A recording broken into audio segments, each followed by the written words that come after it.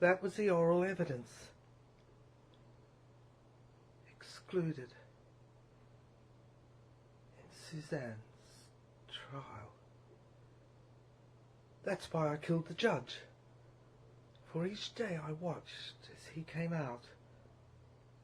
But was he? Or she? A vampire? That's what I had been led to believe.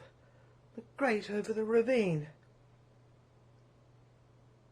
I was the detective. David Barry. At night my alter ego was architect. There was a switch, a glitch, a sea. You see? Sea hunt. I hunted for it. Sea. Dash, dash, dash, dash. The lens. Space-time. Led me into Louise, where she lived, away from this noise, this place, this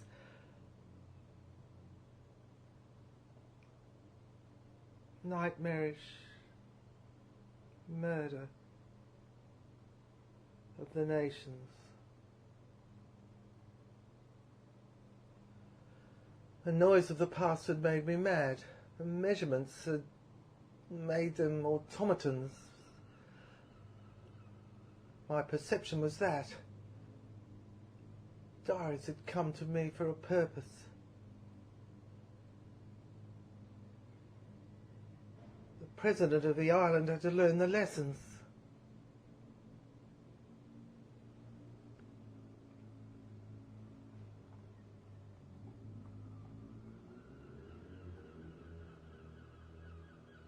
You hear that noise? They're gearing up again. They're getting ready to go to war.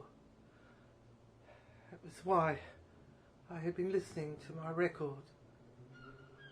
The Jean went round and round like a Catherine wheel, a sexual Catherine wheel, from day to day and night to night.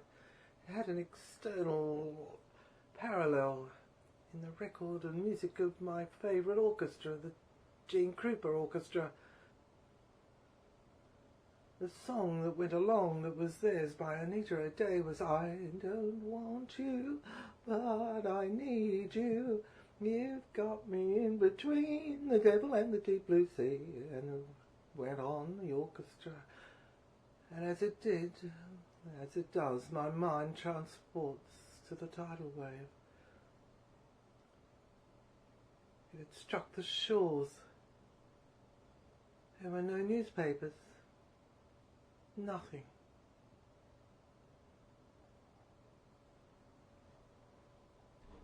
There was a light that day as I came through the corridor. A DJ stood at the open door. In fact, he stood in the open door, and as the white glare of the sun shone in the area, I saw he wore a black pinstriped suit, like the one I've described, like in a mirror, and a white shirt and tie. The light shone in the hallway, and there I could see a picture of the church altar. The DJ looked quite successful, an atmosphere of good filling in the air around him. I looked at the picture I had mentioned, the drawings. I had gazed at them, gazed at it, the one in the centre, for what seemed like centuries, Magdalene. She had eyes that were beautiful and seemed to look at me perceptively, encouraging me to protect me. I was a solicitor then, and can look back on the foundation of the firm that was made then, inculcated by my father in the hours of this late afternoon I pensively think of then, when we emerged from the church. My father disappeared. It had been nearly 7 years. I remember now I had joined the firm in order to endeavour to save it from bankruptcy. I had known DJ for some time, but we had not been close. I had watched from afar. As DJ developed the firm, it seemed as if the tide would never turn. But as time went on, things improved. On this day, I accompanied him to his office after we had been at the church, and the vicar and the choir had closed with a service at the altar. The cup of Christ had been laid before the picture, and the congregation had prayed, and all rites had been made in observance of the sacrifice that had been ordained. As I sit in here, I remember it well. I sit at the table in my cave. As we made our way that day, our secretary came to us in all haste and exclaimed, "Come quickly to your office, DJ, a conundrum." She had left the sermon early. I'd seen her as if embraced by a purpose I was at a loss to explain. It seemed discourteous, and we followed her. We followed her to the office, the building in which was housed the office. It seemed she suddenly became composed, as if just a masquerade had wantonly prepared, and we entered his office. We entered ours. Now, but it was his then. Yes, there was a space-time glitch. I had flicked back again to the 7 years begin. Of course, it comes to me now as I watch it on the machine, sitting here. Sitting there, I saw she had long legs, and I was struck by her brown hair that was auburn and curled. It was short. She had a face that was slender, and yet at the same time her cheeks rounded. Her eyes caught me unawares. She seemed surprised, yet she smiled a little, the corners of her mouth rising a little. She moved in her chair. She wore black, and black lipstick tinged with red. There was a hint. I saw DJ sat down in his desk in his chair. Facing her, he said, "Miss, Mrs.?" as he waved a hand and sent the secretary away. "Mrs.," the woman said as the secretary closed the door. Her voice was of velvet softness, yet a stark steel lay in an undercurrent. She stared into DJ's eyes. "Emily Devine," she said, in a sing-song manner, a melodious voice that belied the fact that I feared she was a femme fatale. "Emily Devine," she said, "my husband's name." I could not help but be overwhelmed. I clutched the picture of the little girl in my hand, for I must tell you, that morning I had found it that day in the office drawer of my father, after he had gone away. I had been mesmerized by it. She went on. "He is dead. My husband, my single name is French. You may call me whatever you like." I found I stared at her as if fixated in a trance. I had brought the picture to the church in my hand's palm, I confess. I do not know what possessed me to do it, but on the morning I had found that I had felt a compulsion to go to my desk and unlock the small chest that had been kept in my home, and take it with me. I had kept it there, hidden it, to compare it with the picture at the altar. As I say, I do not know what possessed me, but a curious feeling worked over me, and I saw now it manifested as I stared at Emily. That's who I called her, but I suddenly had a flash of Suzanne. She looked like Emily. She looked like the two of them, and together they looked like Anne. Saint Anne, in the picture I had drawn, or one of them that I had in my room.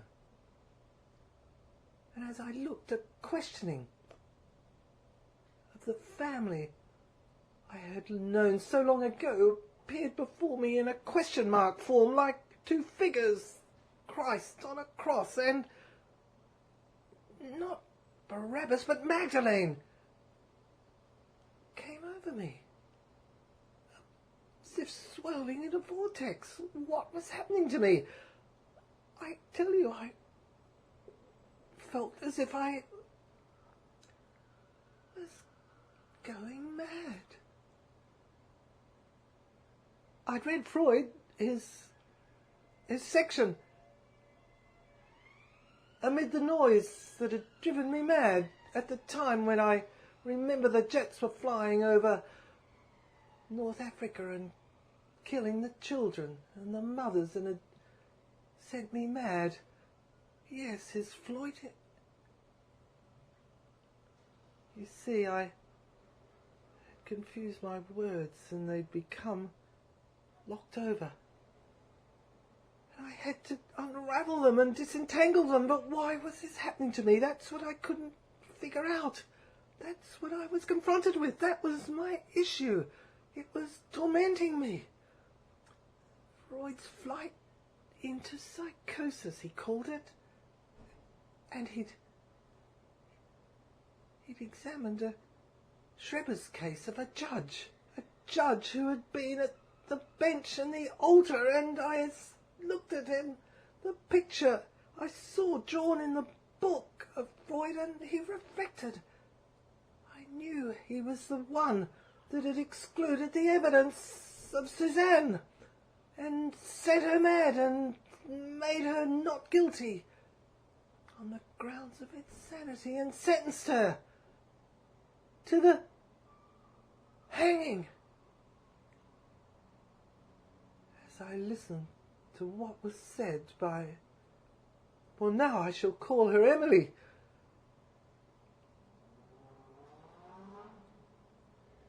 and here I write it down as I hear the noise of them coming closer, the army, in this diary. I lowered my eyes. I looked at DJ. Father, he had come back to me. Quite, he said, as if nodding and acknowledging me, and I noticed a momentary flutter of her eyes. She could be Fay, this young woman, and I guess she must be the object of affectionate advances by men, and much admired and skilled in the ways of dealing with them. She had a curious way of flashing the blue pupils of her eyes, which elicited and provoked desires that were sexual. To be candid, that is the only way that their effect can be described. Even in a young solicitor like me, and an older man like Father, Dad, an accountant he was, we had joined the firm in a new idea of commercial law, a practice of the future, a vision of his. Even in his eyes, those eyes of his and mine, she excited the fires, as I watched her bare shoulders and the line of her dress across the little bit of cleavage of her breast with its crest. I turned to DJ and noticed that he saw the freckles that were brown imprinted across her chest in faint, small, tiny circles that twirled before my eyes as she smiled, a slight lisp in her voice and a slight sign that seemed to convey that the scene would be a continued masquerade that was commenced by my secretary firstly. She said, "My husband knew your father." I had known her father, but he had disappeared, like mine, for a time, become a recluse. We had guessed. The whole family had guessed. But so, too, had they disappeared. I felt like Kafka in the castle. I remembered now that that's how my task started, my trek. family I found one day. I woke up one day and found no one was there in the castle, our home. The whole family had disappeared, been fractured, I now remembered. Yes, a fractured trinity. And now I remembered it was like Louisa's. She had told me had happened to her, to hers. It had been then, when I had been a youngster, a younger man. Yes, no, I was a young solicitor. Yes, of course. It was then that I had been given the picture. Father. No, Emily's father had given me the picture with the strange words, to be kept when she returns. But I was now reminded of Anastasia, Annie. But I went on and listened as Emily had been then a young girl. I had met her once, but now she did not seem to remember. She sat there. She had not welcomed me once, and I had not been introduced. My memory, hers. Did she... But DJ seemed so fixated upon her, as was I, that he seemed not to have found the time to think, to see, to say anything. This seemed a little impolite, and I moved in my seat uncomfortably. I had not known.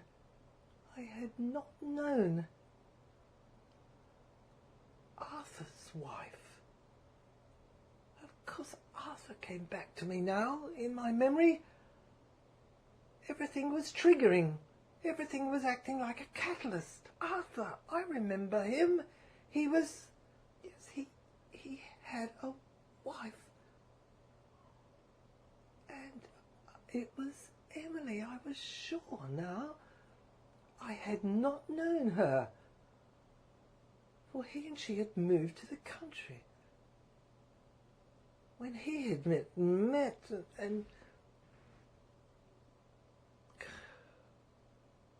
when he had met me, and the Dalai building, the Dalai, where was it? It was mentioned in the library, in the files. It was 8A. I knew I must stop stuttering and falling over my words, and the right hemisphere of my brain was constantly interfering with my left to stymie it, so I wouldn't go in, as if I looked in a mirror and went back into the left-hand side of my brain, the temple, because I was sure the knowledge, like Atlantis, was buried in there, and it was trying to come forth, and the right logic brain side was stepping in and censoring it, like Freud said, and Adler.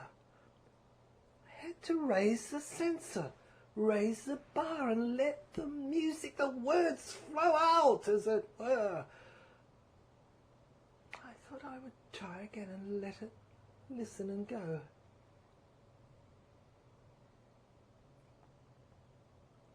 When he had met me, the Dalai building had been reduced to cinders in a fire in the 1940s. I now remembered. Yes, file 8A was coming out of the library, moving forward as if from the back of my head where it had been stored. And it turned around and I read it. No, it was coming out frontways so I could read straight off, like a computer screen. So I read it and went on, and I had been charged with the conduct of the administration of the estate in bankruptcy.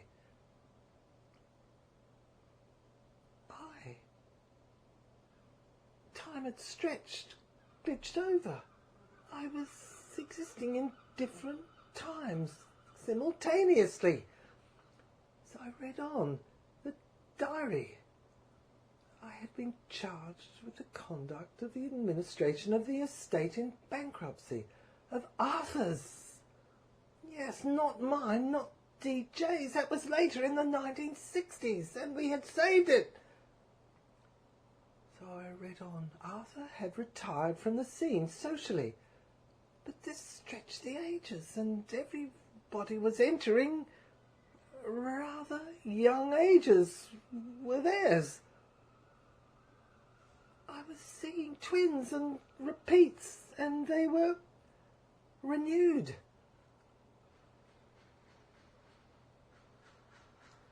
Arthur had retired from the scene socially, and now I was faced with this situation that intrigued me. Emily Devine, was claiming to be his wife, and I was not introduced, and by DJ, by Dad, by Father, even though he stood right beside me. And evidently she did not remember me. I held my silence. I was determined to see what swindle was being conceived, for a mystery, I was convinced, surrounded me by her very presence in the office. For I had some information to which I had been privy, that I was secret too. And I had kept it to the heart of myself.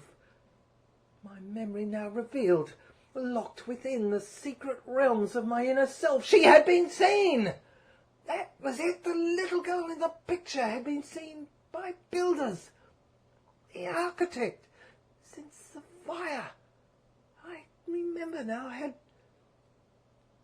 burnt down the funeral pyre, the triangle, the cave, the tree,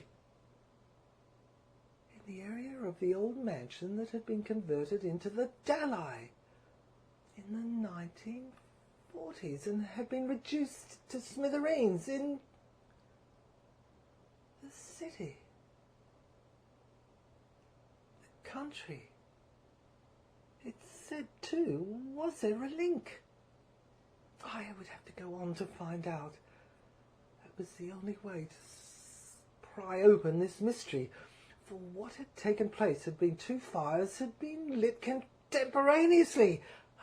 Here it was, and the old mansion that had been the Devine residence and the Dalai building that they had built had been joined by a tunnel underground that ran along the seafront, under the cement and bitumen of the road that linked the town and the country, the village in which was, I see, the tower, and the flames had rushed through and reduced both sides to ashes internally. I had a plan of the old mansion. It was part of the estate with which I had been charged, its administration, in the event of death or sequestration. Of course, my father's father, my grandfather, DJ's, had been given charge of administration of the estate of the Dalai building. That was how I had met him. Of course, I hardly knew my grandfather. He had died early. But I remembered we had a mutual interest. The mansion's value would have covered the debts of the creditors for the loss of the Dalai building in the failed business venture of its construction completion. Yes, that's what had happened. There had been an attempt to construct it. There'd been a jail. Yes, introduced. A jail had been introduced. Instead of a building, it had been made into a... in the 1940s, I think it was. So title had not been converged. There had been no need. Title of the mansion to be built obviously had not been transferred because it had not been completed. And no one wanted to inherit a jail. The Devine family had disappeared, to be sure, but the insurance payout covered my needs. Was trustee in the bankruptcy and covered the deeds. But now, as the young woman Emily sat before me, the shrill words of Arthur Devine rang in my ears. When he gave me the picture, of course I remember now. It clicked. The glitch. It jumped into space-time in 1940. She will be seen, he said. She will be seen. My little girl. My Cindy. She will be seen. She will come to be. Of course, I remember his face now. It was ghast in the mirror and his eyes wide open, as if I thought the pupils would bleed. I never saw Arthur again. But now, the woman who sat before me bore an uncanny resemblance to the girl in the picture, who was unnamed. The picture had been given to me, with no clue. It was a photograph of a girl. She smiled out of the picture. But I think I remember Mercy. Merce. I'd seen it in the first page of the original diary. She was Arthur's wife. I had met her. I remember now. She had lived on the farm. It was alleged that she had passed on, gone on, been in the fire. Remnants had been found, but they were of a child. Mercy had journeyed to the Dalai building from the farm, Greek Farm it was called, on the night of the fire. So rumours said that were to abound, but she was never found. Arthur, he was paralysed. Yes, I remember now. That's before he died. I had written in the diary, at least the words before me said, the army outside was distracting me, the banging, D-Y-D, purified. Of course, Greek Farm, and as far as I knew,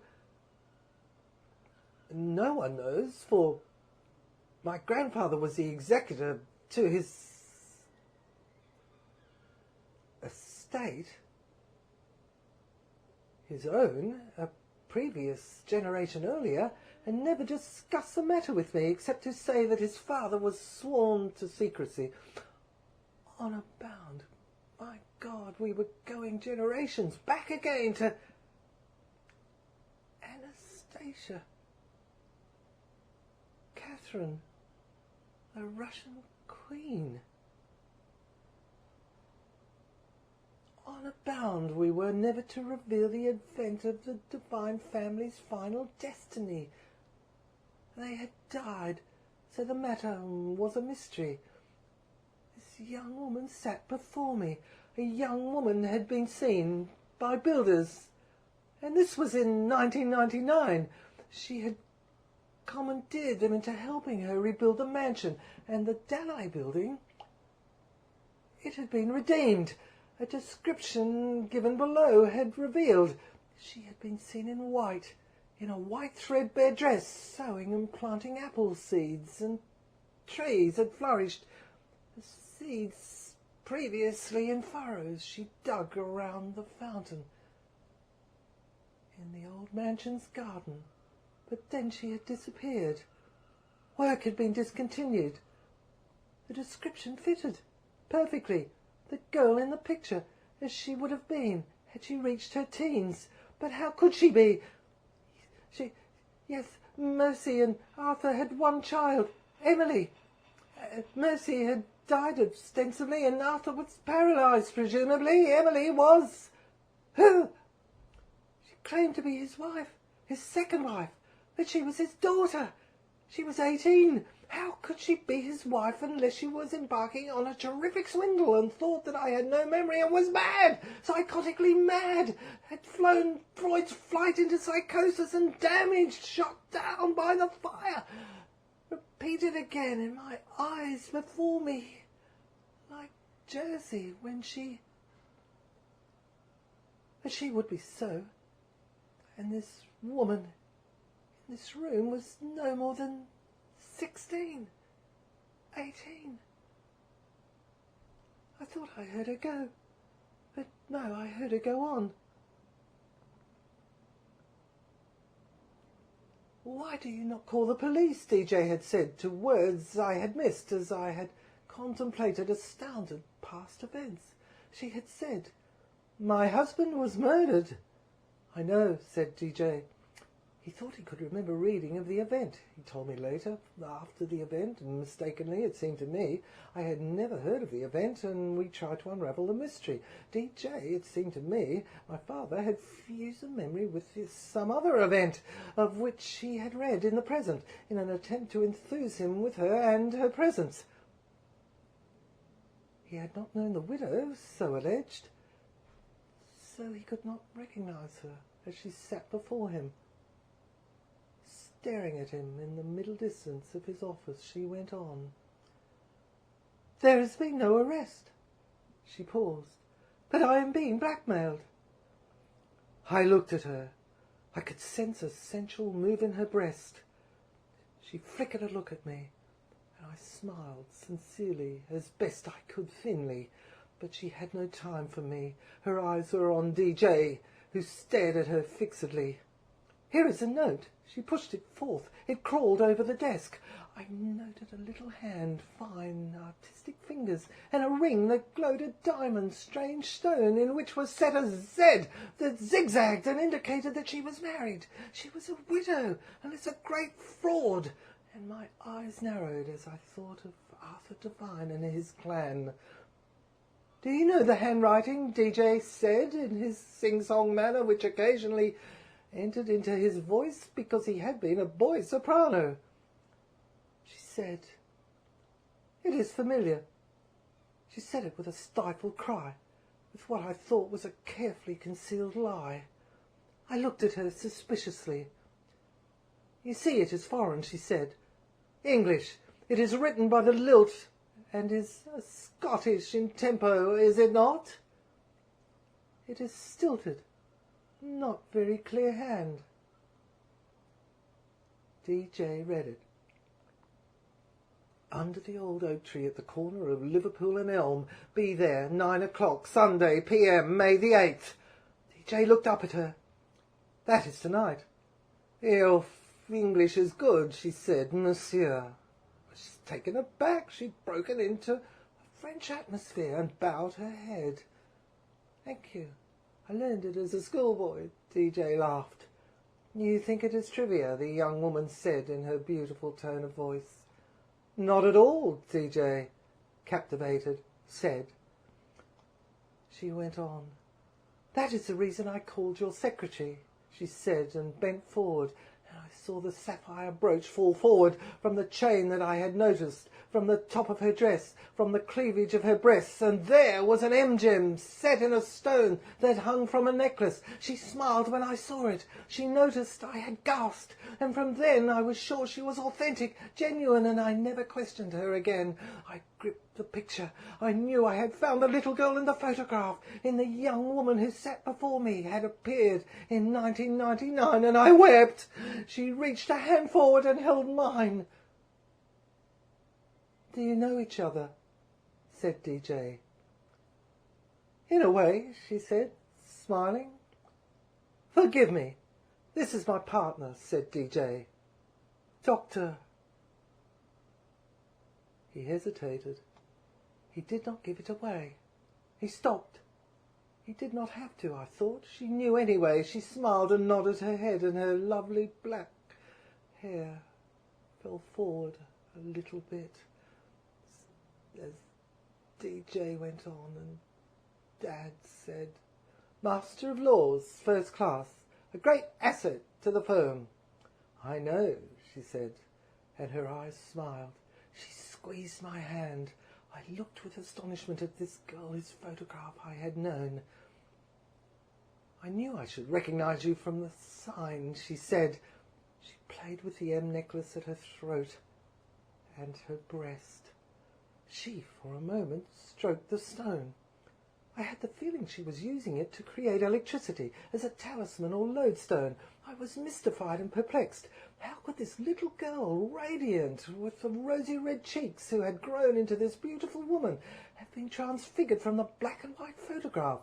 For the photograph looked as if it had been doctored. There was rain, drear weather. It looked as though it had been interfered with. The damp, the grey cloud, overcast weather I saw in the background formed, transfigured, and the rosy red cheeks I saw in this young woman before me changed, the young girl's, and the photograph's colour. It held itself in my hand, and it looked as if it dripped in blood, and the rivers of it streamed between my fingers. But presently I saw the green tunic and pink lips. I had not been well, and as I looked at the innocence of her, a schoolgirl, I realized Arthur must have harried my memory, so that I became delirium. Ad delirium temporarily, a term I'm sure the lawyers will know is temporary insanity. But I jest. I was overworked, but I had taken the photograph from the drawer. 40 years before, it had been black and white, I was sure. I thought I had looked at it, as of late, when I had taken it from the drawer. But no, perhaps one's memory fixates and looks at it. Just ask Freud. I'd read them all. Freud, Jung, Adler, the whole lot of them had done no good at all. I looked through a viewfinder that had become convenient. My electronic eye, it were. I do not know why, but now I found the cheeks. The brooch, the ring matched. They were pink and blue. In the photograph, they had been zinc-like, wire-coloured grey when black and white, but now they matched, and I claimed her as the divine character I knew. I came from the church. Why do you not ring the police? I could hear their voices ringing in my ears, but it was only DJ. I had become fixated upon Emily, that I felt the room move, and my head shiver, as if a release of energy had taken place, a crescendo. But there was no need to heed the movement, as some kind of delirium tremens returned, and there was no time, as she went on, directing her voice in a manner that had become temperamental, terse, and irritable. I do not want to get them involved. She seemed tormented to talk terribly fast, as if her words in her brain formed an acceleration of her voice, boxes articulation. I looked at her throat. It heaved its breath, her breath, as if a movement of the windpipe had deemed the time right, is right to direct her distress at one who knows what is best and should put one's best self forward to measure up to the test.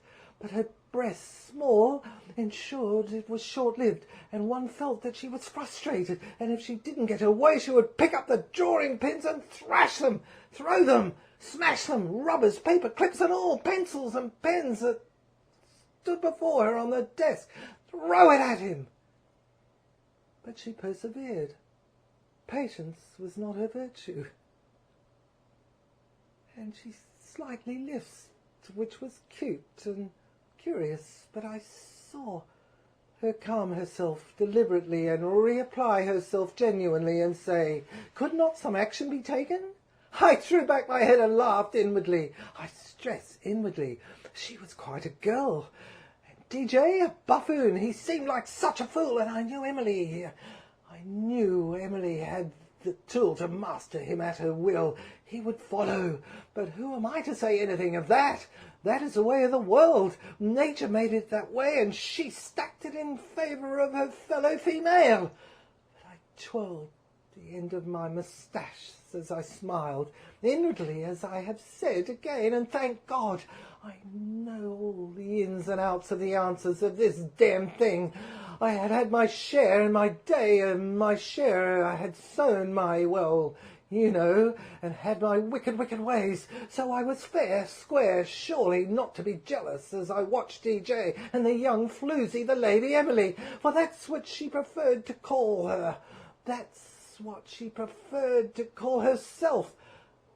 I thought, I, who for Jesus' sake had come to us this day, her. You think I joke? The bird flew overhead. I looked through the skylight and saw it out the window. It was night, but I could see them in their eyes, these birds, in the light of the searchlight of the old lighthouse that came back to me of Louise so many times ago, and the reefs, 1895, that went round and round the harbour of Port Isaac and round like a fiery Catherine wheel, and the bird's eyes beaks pecked at me and stared. My pupils black by the window, I stood there and no one seemed to notice, although Emily seemed to smile slightly and look at me, watch me as I leant in the chair she did, and her long, black, beautiful flowing hair fell back. I could see a big fellow, a bird. I turned my head slightly, and my neck, I was looking at it out from the side of my eyes as I thought they would peck. Their beaks appeared quite savage. I'd grown used to them, but my sight, it felt as if it was pecked by 1,000 magpies to death. I'd need a miner's lamp to get out of it and turn on the light. My left side of my hemisphere was overlapping my right. I could see this big fellow. Yes, his beak. Their beaks, all of them, appeared quite savage, and I had grown used to them. I'd accepted them. I came closer. Here they seemed to sense something. Under the oak tree, the old, be there. The words rang in my ears. There was a Greek effect. I could not define it, but I felt I saw the island. They were behind it. The music of it appeared Greek to me and started to act like a siren. A slow, that overcome the noise I hoped. It was a piece of communication, that was to be sure, but this seemed to be such a beat, a heartbeat, that only I felt, and no one seemed to have any eye for it. Led me to believe that there may be something to this advent of Emily. The building, I heard her voice say, and now she stood crouched.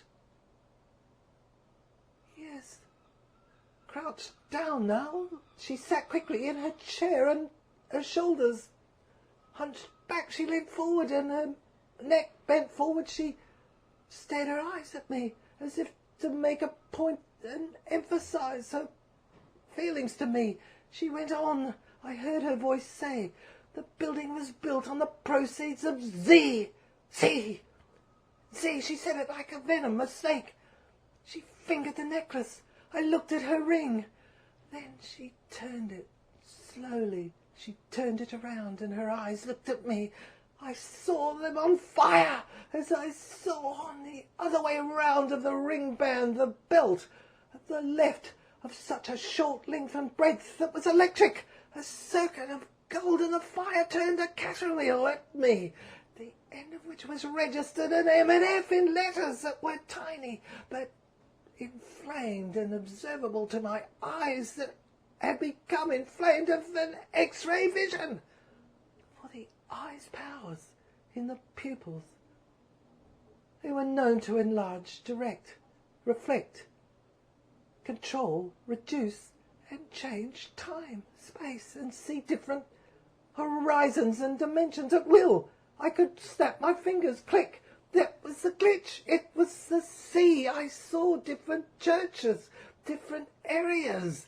Churches, they were called, chapters, and it was them, the seas. I could see through the lens.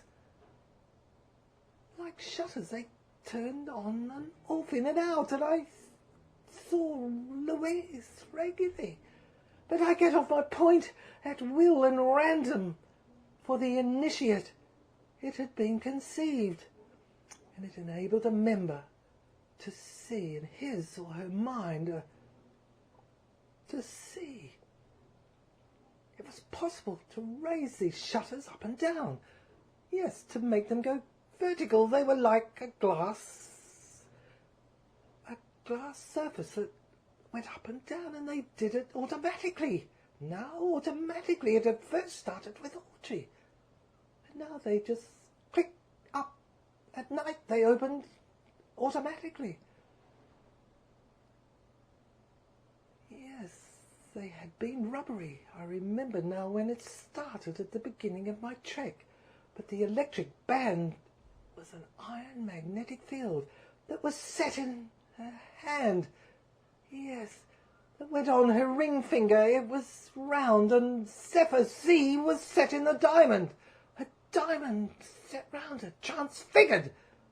That's what I thought. Transfigured. It was beautiful, melodious now, the sound. That's what I thought, for the illumination of the events made me think of the rituals of... Yes, of the geniuses. The genii that been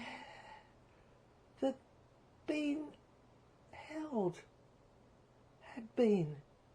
My left and my right side had reversed now, substituted. One had jumped over the other and taken the other side, and was poetically reversing the words, my sentences,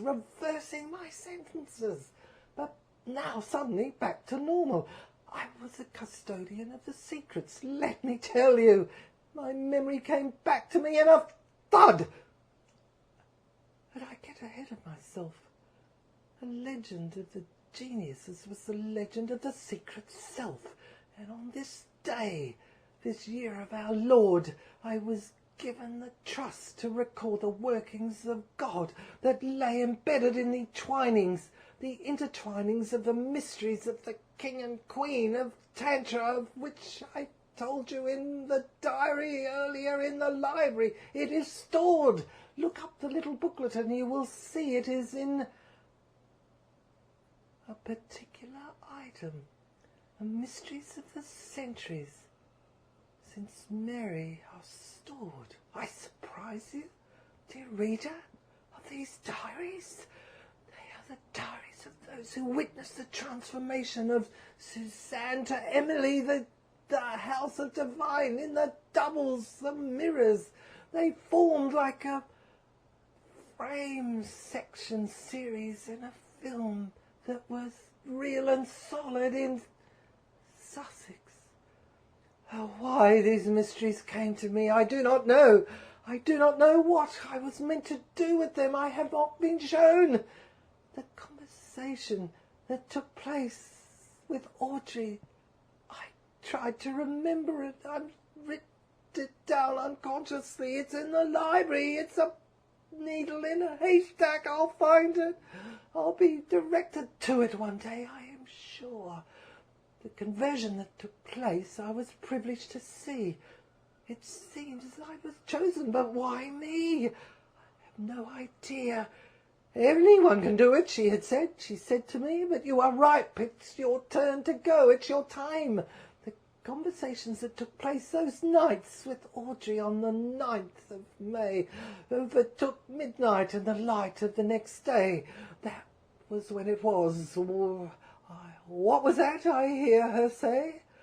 I was a solicitor, middle-aged, I heard her say. A civil suit. That might be better. I must tell you, without bragging and being a complete Freudian superego, but I have to say it is true. I was a doctor of medicine also. You'd laugh, I doubt you. You try. I put my shoulder to the wheel, a grindstone, and... well, anyway, a major in psychology had been my calling once, involving a study in the ways of the world. The Druids, the Sermon on the Mount, these had been my interest, and the Knights Templars, the Hospitaliers, admitted to the school of the secret rituals, set up a hospital, and Arthur Devine I found in time. Of course, Arthur had this secret other area that had been a vision of mine, inherited in time. This had been my point, my raison d'etre of dealing with... well, for a secret trust had been made. I tell you, it's ridiculous, I know, but it's what I found. When I withdrew the blade, a secret trust by which I could take the Zephyr structure of the Dalai building over, which, when it had crumpled in its last remains and remnants after the fire in 1940 had left a few specks. Arthur had laid the foundation, the altar. He had attempted to give expression to the intentions of his father. He was called Alfred, Barner, Herbert, alternated sometimes to refine the find that had been found. Sometimes he was called Errol. Earl, it was the correct pronunciation. Yes, it was an Irish Celtic version, a Scottish lilt. It must be what she'd said.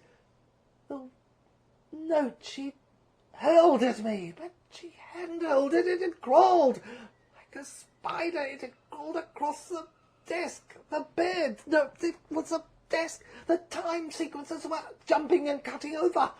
My voice. Yes, Emily was 50 now. I looked at her. She sat before me. Still, she'd changed. This, according to my calculations, was unquestionable. Yet she looked 18 at the same time, or at least she was alternating, a woman of 37, 35, with a face that was 18 and a figure that traced a girl's lines, a sapling, as if she had found the elixir of life. Transfigured, that's what I said, and it was Zephyr, the discovery that must have been doing it, the discovery of Alfred and Herbert, the uncovering of the most momentous event in the century of the medical science, of the holy grail of its destiny, psychology. Or so, that's what I thought at the time. I can hear her now. She spoke of the trial. But first she spoke of the curse of divines. It had bedevilled her. She had done some good in the world. She had made some sacrifices, but still it tormented her. She had thought her actions would expiate it, she said, but still it went on overpowering her. She had worked during the 1970s until she had been 50. There, she admitted it. She was 50. She was Emily. She had no vanity, despite being beautiful. She sat in her auburn hair that ringed her in an aura of a glowing circle. Self-pity? Was that what's ailing her?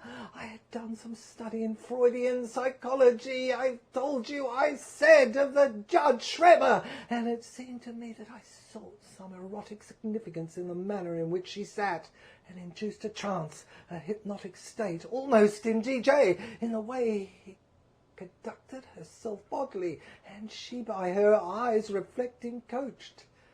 She reminded me of Rita Hayworth. But in this explanation I was dismayed. She had a fine sensitivity that was artistic, undoubtedly. Her voice was of a musical pitch and tension, just like Rita, that conveyed an eerie mystery in the silence of what she did not say. Could she dance, swirl, as the beautiful Rita? I wondered to myself. But I failed to say, as I heard them outside trying to get closer and crawl up ladders outside, up the vines, the ivy and the growth, and I read quickly the computer before me, and it was in this. And then she appeared again, the scene, they were there in person and personality before me again, that I was obsessed with. For it was this way of life that she addressed the issue that caused her distress and mine. Make of it what you may, but I tell you, I was there this day, this 9th of May. She held forth. Then it appeared as if she was shy. I paused over her breath. It was beautiful. Yes, it was good. It felt fresh air. I leant forward. My hand, the palm of it, touched on her bare breast. The freckles that lay there on her chest seemed Mediterranean, to portray a subterranean link with the genii. For I say, Rita was a genius. And so were they. The subterranean. for the brown spots that were dots were dry and sunburnt, of an olive terrain, a Spanish. And I remembered the Spanish soldier against the white skin that was of the Milky Way. I can tell you, dear reader, for the X-ray vision that came into play when our eyes met and was the secret development of the genius, the secrets of the genii, that a member of the secret club had given, was privileged to have developed, linked with her pupil's eyes, blue, beautiful, as she stared at me and elaborated and magnified these brown spots that were scars, wounds of the Magdalene of Christ. I saw on her breast through mine eyes of another day. And I heard the recorded voice. It was recording coming from the back of my head, as if it were part of images that fissured down and linked like two points of fingers touching at a crest, and earthed themselves into this time dimension. The legend had it said that Magdalene had entered the souls of those she loved when she had died in the cave.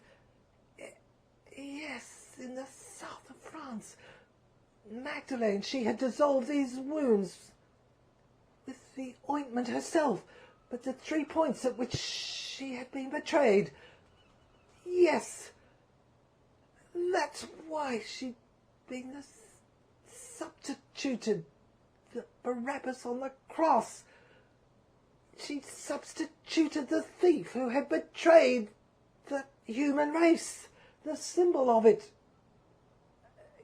The hands and her sides had stayed as stains in symbols for all who knew the secrets to recognize those who were her disciples. She who was his bride.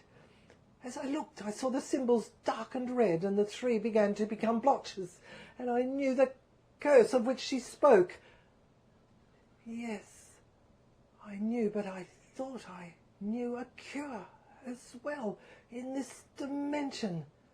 Yes, she had her name, Magdalena, Spanish, written in Greek.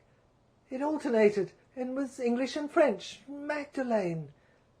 Of course, her multiple, dual, triple, quadruple nationality. These facts, they were evidentiary.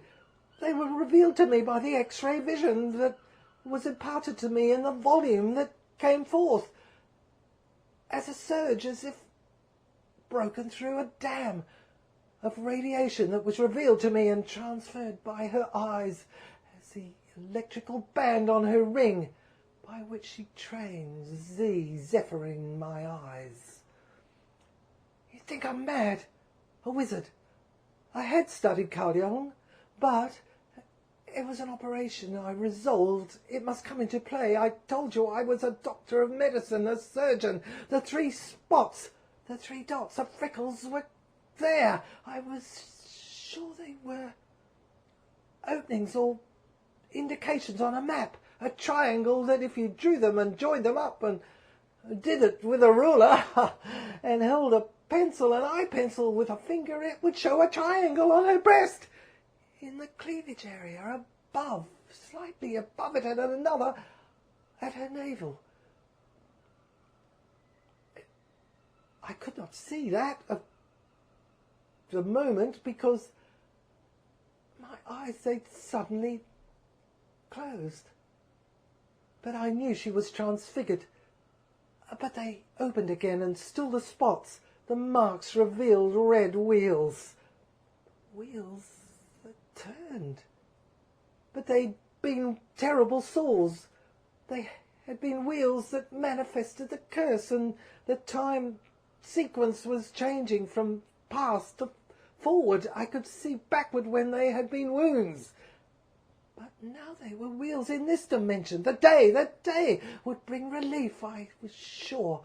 I sought back in my thoughts of when I had learned, thought to practice medicine. The evidence was all external. I had opted for law, a career in law when the Allied building enterprise had failed. But medicine, I was sure, was the way, the cure, and the hospital of Zephyr had been shelved then. But now I knew I must act in all haste and build it. In my mind, a bath was run, hot water. I would examine her, but first I must rip the front of her dress apart and get at the triangle that was around her navel.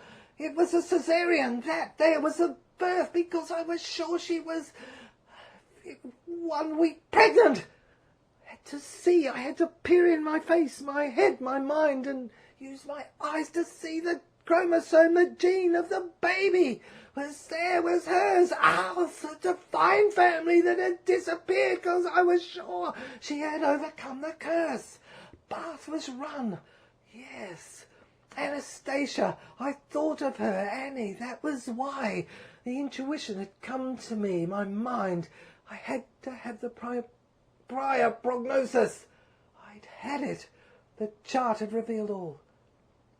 If I entered her membrane, her mind, I had to be sure I had water, hot water, Zephyr, electrons. If I entered her, I could perhaps change the space-time around, and she could have the child. It would be sprawled forth, broad. I must be sure she had water, hot water, Zephyr electrons that would heal. She lay slumped back in the chair now, but her thighs were slightly apart. I had rolled up her dress, and there I could see she was willing me. She wanted me to operate. But I had to make sure that the electrons would heal, that they would wash away the cause of the inner turmoil that had brought her dying to me this day, for I knew, I was convinced that the ointment that applied had failed, and in the cave, and she'd come to me, and it had warranted her dilemma. And it manifested in Emily, and it had not been revolved. It had not been turned, resolved to this day.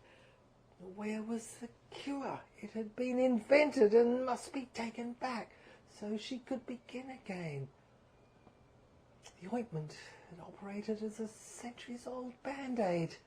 Something must be done to dissolve it. Something must be done to operate. But first I heard her say again, a civil action. She poured it out. That may not cause attention. I heard DJ say an invasion of privacy. He spoke as if he had not seen anything that had happened, and that he was living in another day with her. Perhaps it could delay, he said. Fire was needed. Hot water. The pressure could force the condition to sublimate.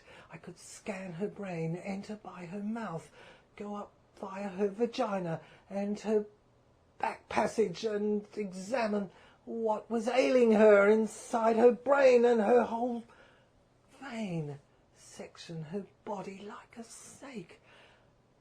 I had the utensil. I'd invented it, the pirate machine. It revolved around as it went in, and it took pictures of all the embedded images that were murderous and of war and hell. For inner hell was it. I could scan her brain, yes, of course, and examine into her solar plexus area, the time-space. I had the instrument. I had the time-space. I could click my eyes, glitch. I was the vampire. I could click and flitch and see anything I wished. Love thyself, I said to her. Love myself. I said to myself as I needed some confidence and encouragement myself. That was the key. That was the instrument. That was the scanner. It was metaphysical, and I believed it could coagulate a mixture that could cause and become a catharsis and free Anastasia. Yes, I knew she'd help me. I knew that's why she'd come with my secretary. I could convince her. She believed. She seemed to have confidence in me. Emily. Suzanne, she seemed for a second. A middle area seemed to emerge and she seemed her. But Anastasia seemed there and she seemed 7, 18, 16. She seemed to mimic. And then I saw Emily. Seemed to be enticing me. Like the Lorelei, the sirens, the keeper of the seals of the mystery of the genii, to regain my strength to see that she was telling me. She was telling DJ now. Externally, she was having influence and significance over me. Contemporaneously, events, they were relating to me. She was intent on fixing her gaze. She was showing me the dichotomy. By way of reflection, through DJ's eyes, they ricocheted back to me from hers. They worked the triangle that rocketed to me. The spaceship of my diary, the coded words, that's what the meaning had come to be. I lit the fire. It was summer, but I had forgotten the equation, the formula. That was Zephyr. As you have heard, I became egotistically influenced, like the judge I was in Schreber. I had allowed the ego to interpret, the superego to dominate thinking, and so lost the formula. Love thyself. There it was. Again, grab it. Went past in words. Yes, in aeons. I grabbed it, love. Grabbed it. I arraigned it to me. There was an attempt to interfere with it. Hear it? Yes, that was the murderous regime. Yes, I knew they were outside the window. That's what I said to myself as I arraigned these words to me. Love myself and thyself. And the fire ignited in the works, sparks, and rose up, and I went to another room. An old appliance that stood for a bath in a barely disguised hospital-like room. It was the Victorian era was used. There were the iron wrought irons and bars and the taps and the pipes and the steams, and I'd found them. Yes, the open door was left, so I could hear. The water showered the shaft.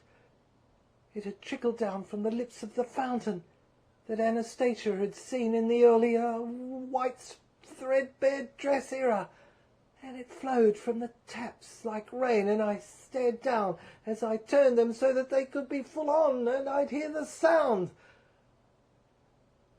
The investment. You are aware, she said.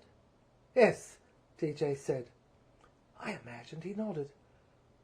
I sat on the side of the bath and let the water run past. The Dalai building, DJ said. Yes. There was a whisper, Emily's voice. It is no more. I listened with a cocked ear. She had said, Zephyr. Zeph. Had she not? I knew it. Had she not? It was a code. She'd said it. It seemed swift. Yes, as if she'd said Zephyr without the Y. The Y missing. But now it was reinserted, like a missing tooth, inserted up in the front of a mouth, in a bridge. I knew the words, the letters. There they were. I could scramble them with my ear. Zephyr. Yes, Zeph, she had said. She'd said it before, abbreviated.